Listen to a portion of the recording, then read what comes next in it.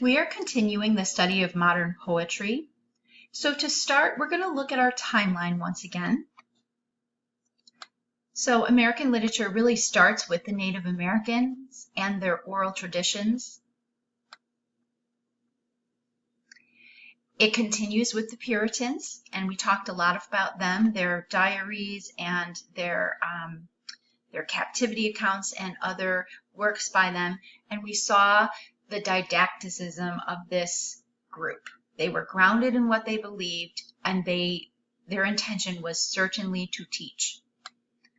Then we had the men of reason, right, and women of reason, the time of rationalism, when man thought, you know what, if I think carefully, if I use logic, I can determine truth.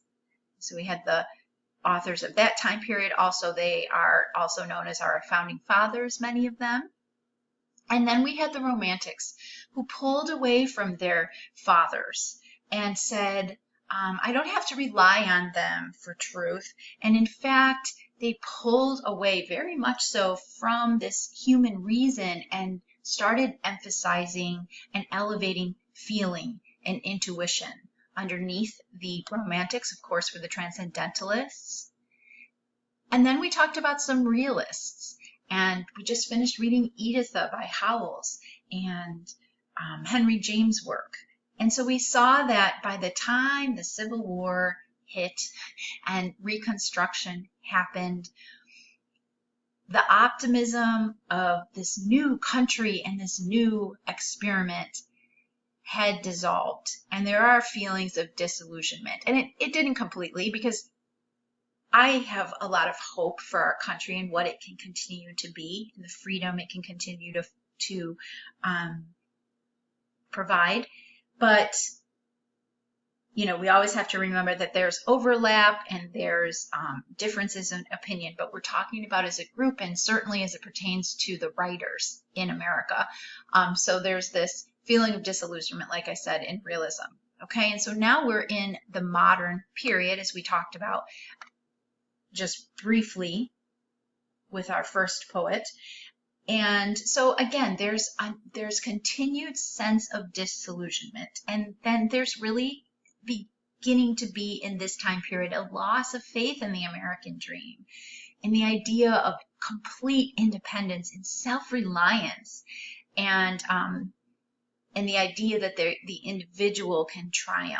And you know, that makes sense that these ideas would start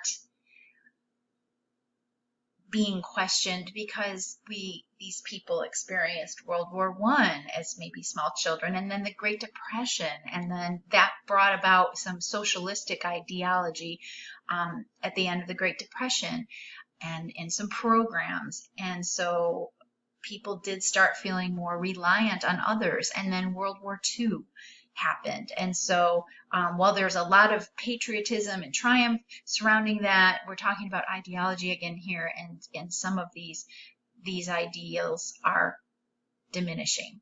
Okay, now in terms of literature, we have an emphasis on bold experimentation in style and form over traditional.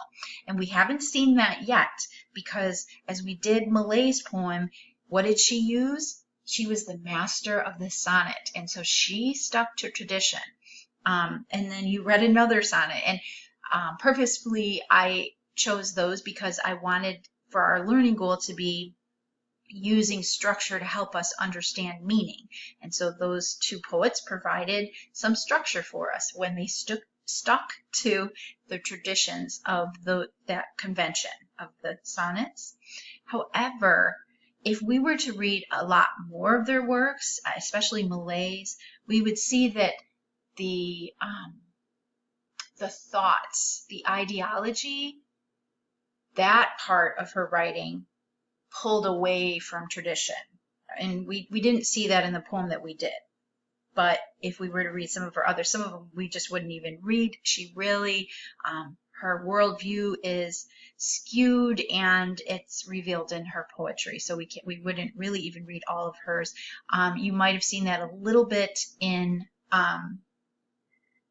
Robinson's poem. And indeed, if you read the preceding poems, you would certainly see a pulling away from traditional truth, though he sticks with the structure. So I need you to see that some of them literally, as we go here, are not only going to pull away in ideology from truth and foundational truth, they're going to pull away actually in structure. Wait until we get Nico in his piece on postmodernism referenced Cummings. It's going to be like all rules are out the door.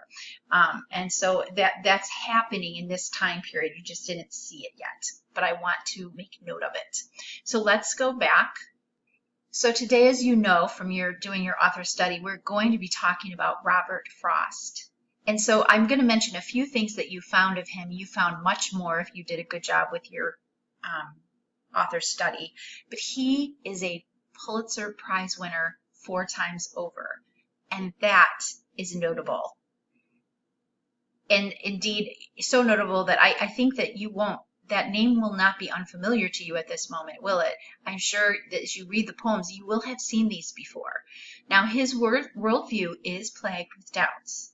And so he won't be able to teach us real truth. There will be no truth of the gospel in his evidence in his work.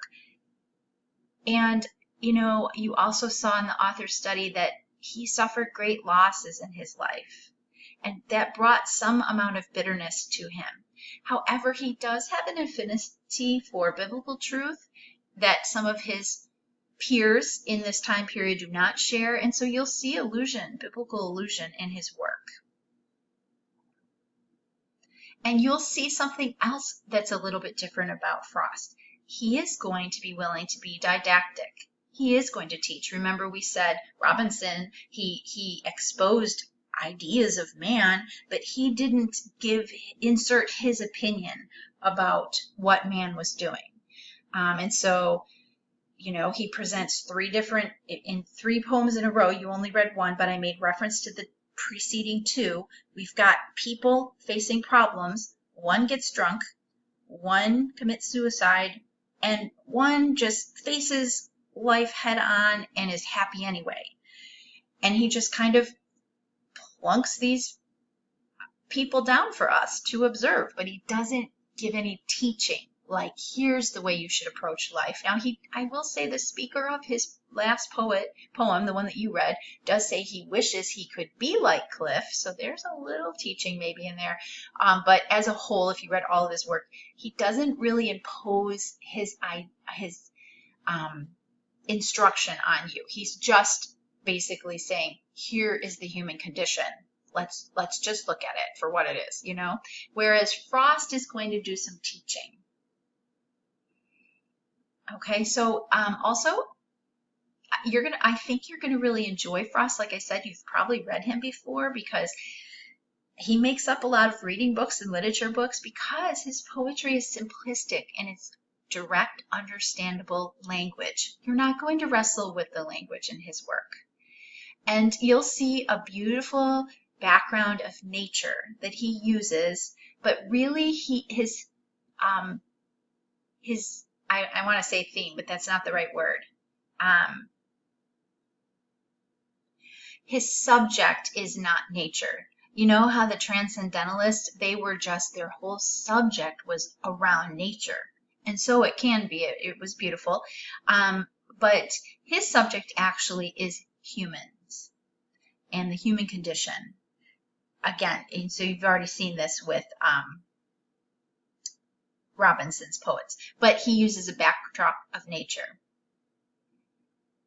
Okay, so we are at the end of our lesson. I'm almost 10 minutes in here, and so I'm just going to tell you our learning goal that we will be working through in the next couple of days.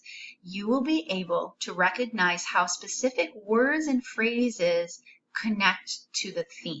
You already know about theme. You've given me some theme. I want you to be able to write it down a little more clearly in a sentence or 2. So I want to teach you how to do that, or basically remind you how to do that. Some of you are already doing that, but I want us to actually go into the work and look at phrases and words to help drive meaning. So just as a very brief review here, we can use structure to inform us of meaning in poetry. What we know about structure can help us find the meaning. We can use irony, understanding irony and finding those contrasts of behavior or of situation can drive meaning. And so now looking at kind of getting down even smaller and looking at words and phrases can also elicit meaning in poetry. And so we will be talking about that. So that was part 1 of the lesson. We'll do part 2 tomorrow to break it up so it's not so lengthy here, the video. And so your task is simply to read 4 of his poems. You can read them all. There's not that many of them. They're short, but definitely read 4. And you're going to tell me in the comments which 4 you read. But then you're going to tell me the one that you would like to use for finding theme. And it's going to be specifically wrapped around finding words and phrases and showing how those words and phrases help identify the theme. So, for example, if you see one with beautiful adjectives, you might want to use that one. If you see one and you love the alliteration that you see in it, or you love the repetition involved, you might want to use that one. And so if you want to approach this assignment of simply reading these poems for if you want to approach it sort of like strategically and know the end goal here as you select, you may do that, or you may just approach it head on without thinking about any of that. Just read these poems and enjoy them and just pick your favorite. And you don't maybe even know why it's your favorite, but you definitely want to have to be working intensely on that one. I hope that makes sense. You'll put all 4 poems that you read in the comments, and then you will definitely highlight in some way, like with your language, I am going to be focusing on blank. And of the 4, tell me which one you're focusing on, please, in the comments. And that's all you have to do for today. And I hope you have a wonderful Thursday. Talk to you soon. Bye.